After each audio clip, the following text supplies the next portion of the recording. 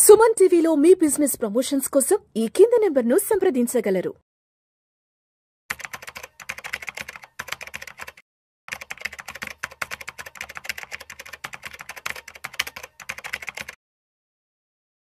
Welcome to Vishnu talks. నేను విష్ణు. ప్రస్తుతంతో పాటు NISM and CRISIL certified wealth manager Revanth Chalamala ఉన్నారు. వారితో మాట్లాడదాం. నమస్తే రేవంత్. నమస్తే అండి. Welcome to Vishnu talks. Thank you. So Revanth, మనందరం సాధారణంగా ఇంట్లో బంగారాన్ని దాచిపెట్టుకోవడానికి భయపడతాం. కారణం ఏంటంటే దొంగల భయం. అవును. సో మన బంగారం దొంగల పాలు కాకుండా ఉండడానికి సేఫ్టీ విషయంలో మన ఇంట్లో ఉన్న బంగారాన్ని తీసుకెళ్లి బ్యాంకు లాకర్ లో దాచిపెట్టుకుంటాం. దానికి సంవత్సరానికో లేదంటే ఎవరి క్వార్టర్కో 6 monthsకో ఎంతో కొంత మెయింటెనెన్స్ ఛార్జ్ అనేది ఛార్జ్ చేస్తారు, లాకర్ ఫీజెస్.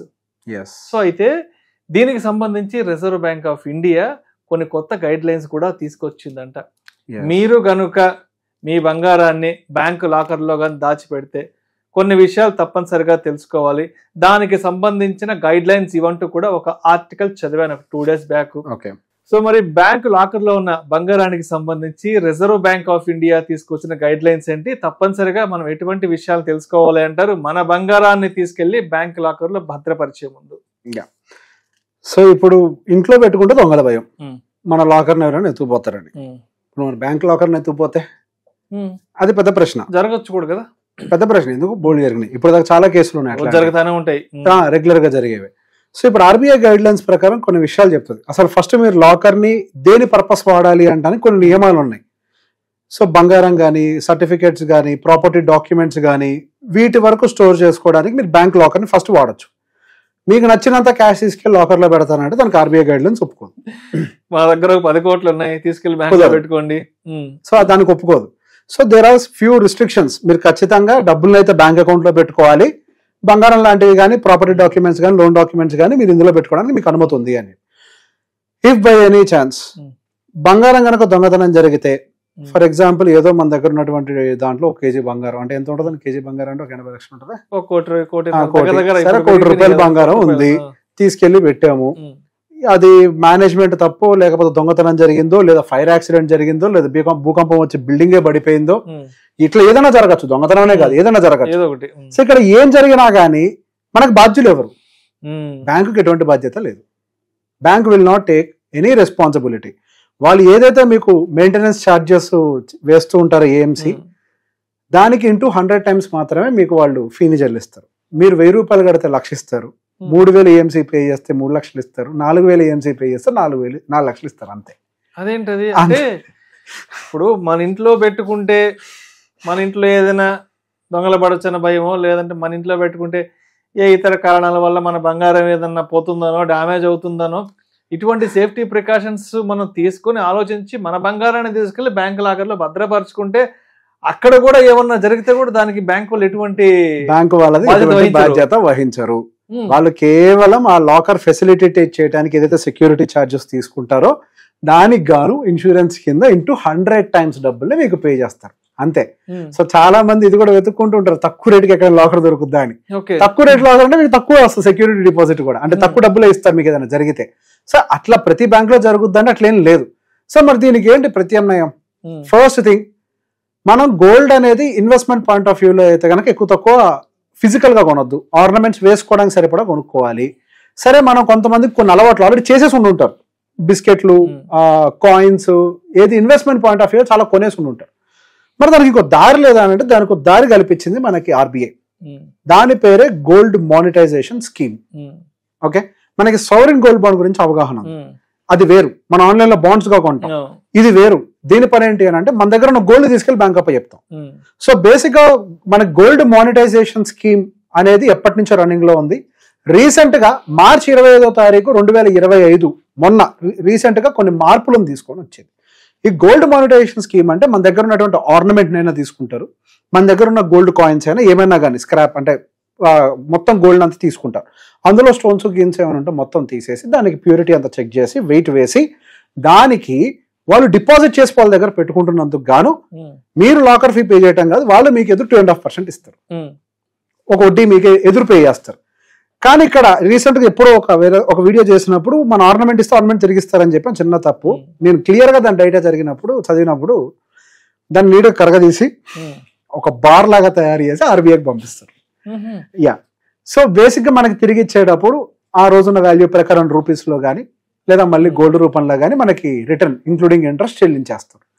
సో బేసిక్ గా దీంట్లో మనకి 3 పద్ధతులు ఉన్నాయి. ఒకటి షార్ట్ టర్మ్ బ్యాంక్ డిపాజిట్, రెండోది వచ్చేసరికి medium term, long term.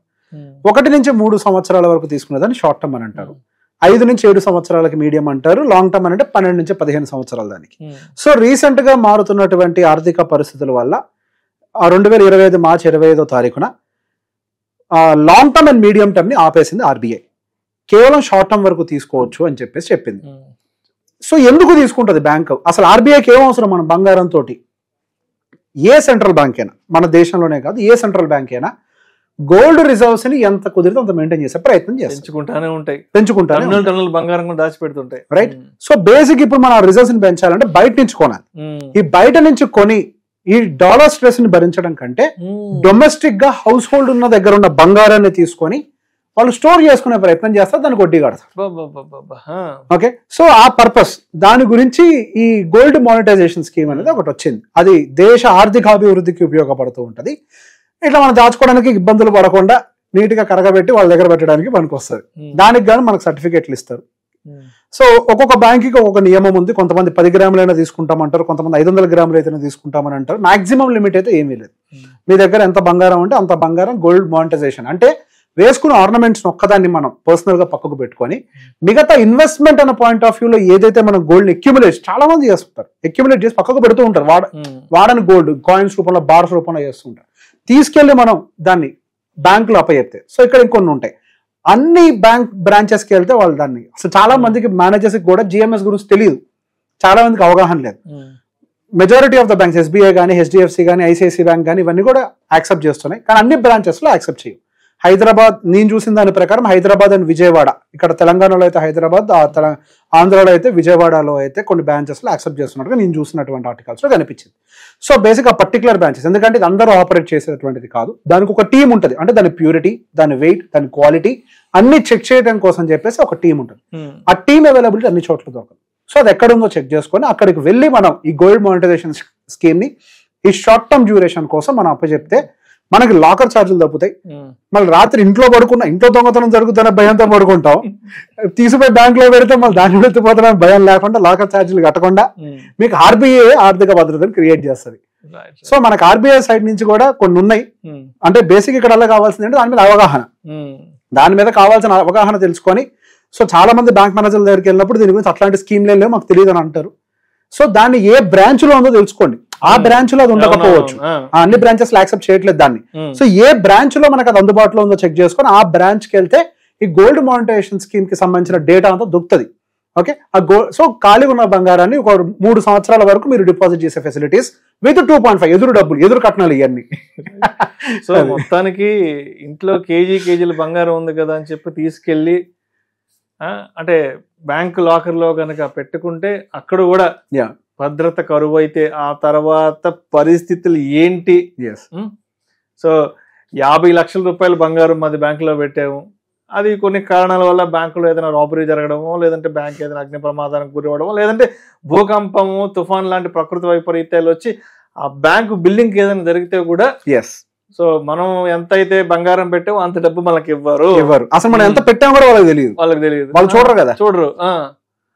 So మొత్తానికి బంగారం తీసుకెళ్లి బ్యాంకులో భద్రపరిచే ముందు దానికి సంబంధించిన రూల్స్ అండ్ రెగ్యులేషన్స్ ఏంటని తప్పనిసరిగా మన వైపు నుంచి తెలుసుకొని బ్యాంకుకి వెళ్ళాలి. Yes, thank you sir, thank you so much. Thank you అండి.